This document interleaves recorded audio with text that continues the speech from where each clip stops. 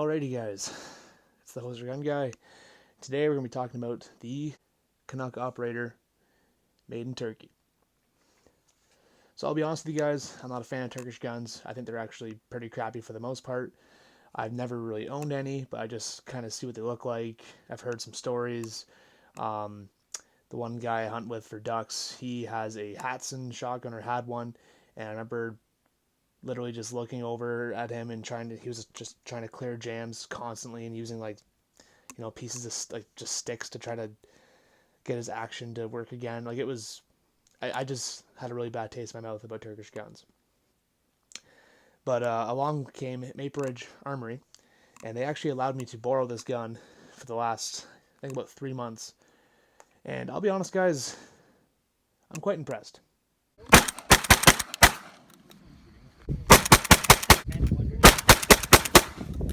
The reason why I'm impressed is that I thought this thing would be a piece of crap. I just thought it just was some sort of gimmicky Turkish thing that, actually does kind of look pretty sweet. But I just thought it was just going to be a Turkish piece of crap. To make sure this gun was all that people said it was, I tried to shoot absolutely everything through it.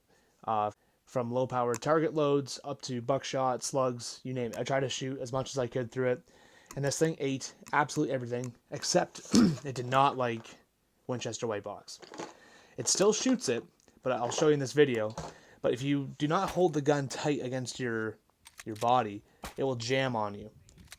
But if you hold it tight while you're shooting, it seems to cycle the action. Somewhat fine with these Winchester white boxes, but honestly, Winchester white box is kind of the low-class poverty round anyways of the gun world, so it doesn't really surprise me that it sucks. But I'm telling you, I shot shotgun shells with still paper wads in them, and it still cycled them just fine. I think they were number 6s, the ones I shot. So very, very, very impressed. This thing does seem to run. We just were literally just feeding rounds to this thing, shooting it. So I wanted to prove that this thing was as good as people were saying it was. And honestly, so far, I'd say it is. The only issues that I found with this gun is the rear sight is very, very wobbly. It's not very sturdy and seems to like to drift back and forth with shooting. I didn't really care to look into fixing that because it's not really my gun, so I just wanted to shoot this thing. Another thing too is, which doesn't really bother me too much, is the finish. I don't know if you can see that. But you can kind of see there's a little bit of bubbling happening on the finish. So the finish isn't necessarily the nicest, but honestly, if this was my gun, I'd just probably spray paint it anyways, some sort of camouflage pattern. But since it's not my gun and I'm borrowing it, I just left it the way it is. So basically my only complaints is, like I said, the finish and the rear sight. Another thing too that would be kind of cool is if they actually put an AR-15 buffer tube on this, like a mil-spec size. So then you can put different stocks on it if you wanted to. Or even cooler would be just an actual copy of the Benelli stock. This one's just a simple collapsing stock. It's like an AR style stock. But it does do its job. But I find if you have it closer to the action, you have way less, it's just kind of a more uncomfortable cheek weld compared to when you have it farther down where it's a little more comfortable. Alright, so anyways, let's take this thing down. So first what we're going to do is make sure this thing is unloaded. There's nothing in there. Chamber is clear. Nothing in the feeding path. Sheet is clear. This thing does have similar, if you're used to Benelli's or Benelli styled guns, it does have the, I guess I already have it activated, but it does have the little button here so you can open up the action. So first thing we're going to do is take off the barrel. So what you do is, by the looks of it, I have not read the manual, I'm just going to assume it's similar to the Benelli or the Benelli M2 that I have. So take that off. Ooh. And then I guess all this comes right off. Cool. Okay. So now we're just left with the action itself, so I'm going to I'm going to hit the action release here. Let this go forward. I'm not going to let it slam forward.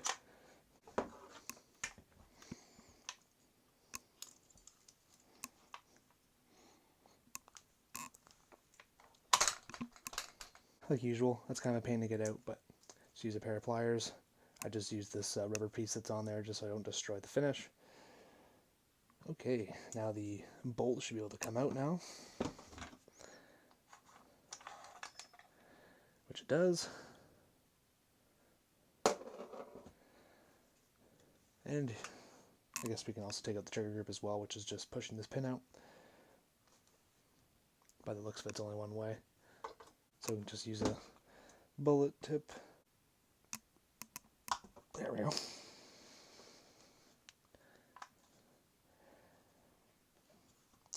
Interesting.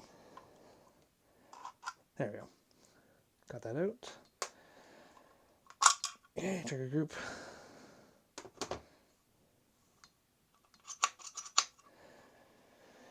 Alrighty, so here's your basically, or not basically, but it is your field stripped Canuck Operator. And while I have it apart, actually, I'm going to grab my Benelli M2 just to kind of do a little bit of comparison here. Okay, so I took my Benelli M2 apart. So here's the barrel, bolt, and charging handle. So first things first, obviously, so this actually is a true Benelli M4 copy. I kind of thought at first it was a M4 copy, but as you can see here, it actually does have the gas system of an M4. So it has the so M4 Benellis are inertia driven and also gas piston as well, to help with just to have a little bit more reliability. But apparently with this system that usually doesn't like the lighter shells, I've heard both ways that it does like lighter shells. I don't know, it just depends on who you talk to. So this is an actual M4 copy. I didn't realize that until I took it apart. So yeah, so here's the M2 barrel assembly.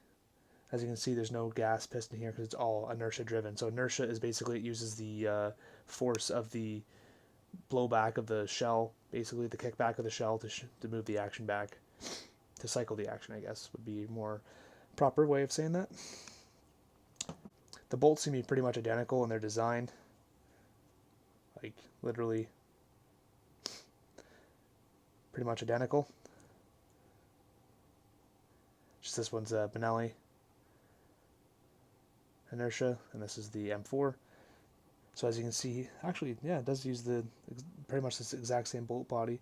Sorry, I'm trying to look at this and look through my camera at the same time. As you can see here, there's the marks for the pistons hitting the M4 bolt carrier group, and there's no marks in this one because there is no piston. Basically, I'm doing all this for Surplus Arsenal. He wanted to see them compared, so this is for you, buddy. So that's kind of the comparison. They have pretty much the same exact stock system, like for the actually, let's take a look. So you can see here, it's kind of hard to see. Actually, I got a flashlight on me there, so you can see there that plunger right there is actually how the action moves back and forth. Like it has the spring tension to go back into battery and also not blow back into your face. It's kind of like a similar to an AR buffer for its style, or not style, but for how it works. It goes into the stock, so you can't have a collapsing or a folding stock on these things. It has to have some sort of a buffer tube, just like an AR-15. When the M2, yeah, you can kind of see from this angle, if I can get it into the camera, you can see just at the back of the action there, you can see the plunger. Alrighty, I'm just going to clean these up and then put it back together. Alrighty, now that I got this thing cleaned, I'm going to put this thing back together. So first thing we're going to do, put the trigger group back in. It's pretty simple. You just basically put it into place, line up that hole right there as you can see, as best as you can, and you just basically take this pin, then make sure it's somewhat lined up and just kind of tap it in. There you go. Trigger's back in there. Next thing is the bolt. So you just slide it in. See that those two grooves at the front there kind of look like drilled out holes. you just put the action into those, like the parts that it slides in. I don't know the actual names of this. I should, but anyways. Okay, so now it's in. Now it's under spring tension, as you can see. So next thing we have to do is put in the charging handle. Very simple. It has 2 grooves. Groove on each side. You just basically put it into place. You hear it pop. It's in. I'm going to lock it back because you need to have, when you put barrels on shotguns, you need to have the action back because it's not going to, the barrel won't go on all the way if the action's forward.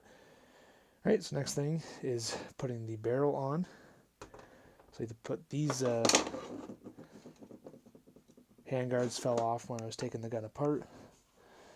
So we gotta toss those back together. Put them in the right way first. That one goes there. That one goes there.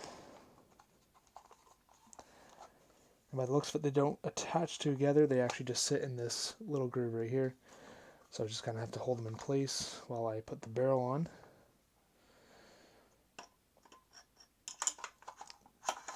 Let's just slide the magazine tube in. Oops, try to have this in frame for you guys. Just slides into place like that. Then put the handguards in the slot, make sure they're in. They are. And then grab the barrel locking nut.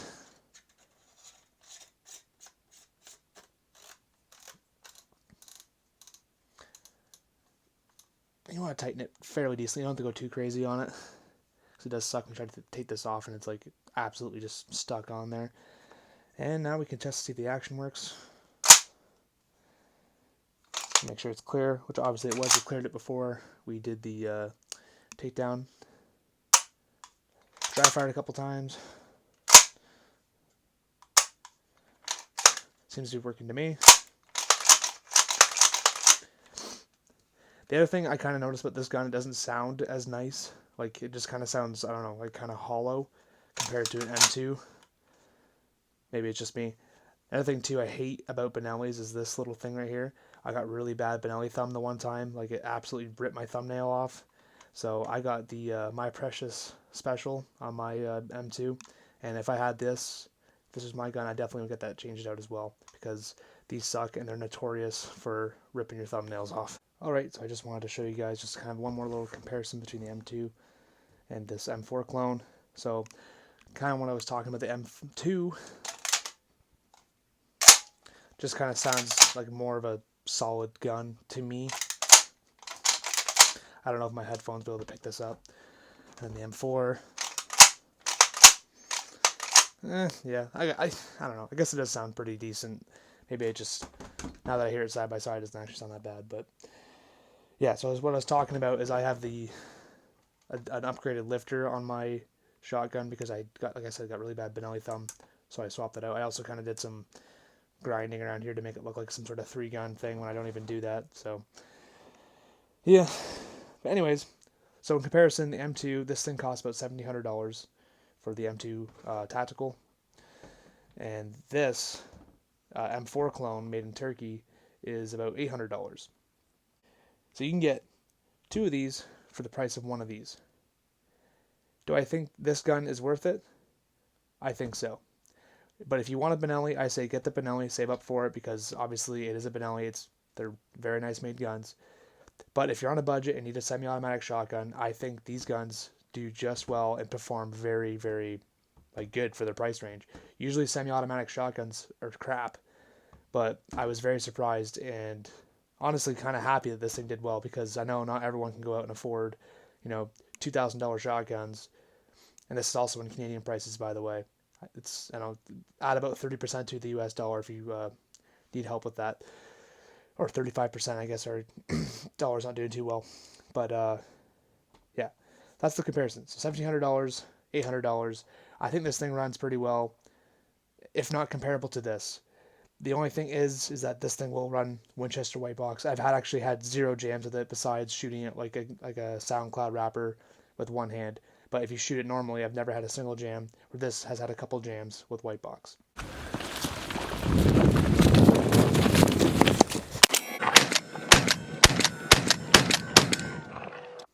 Canuck Operator. It gets my seal of approval. I'd like to thank Maple Ridge Armory for sending me out this gun to borrow and shoot for the last 3 months. I really appreciate it.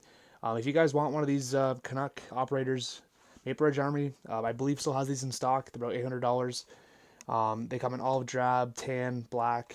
Yeah, and like I said, this thing, for its price point, is a very good gun. And I'd say is definitely worth the buy.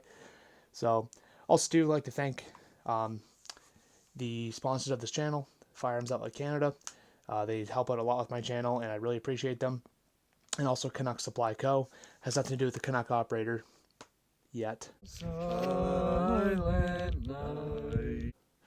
But Canuck Supply Co. as well. Use Hoser5 at checkout for 5% off. Thank you so much, and have a good one.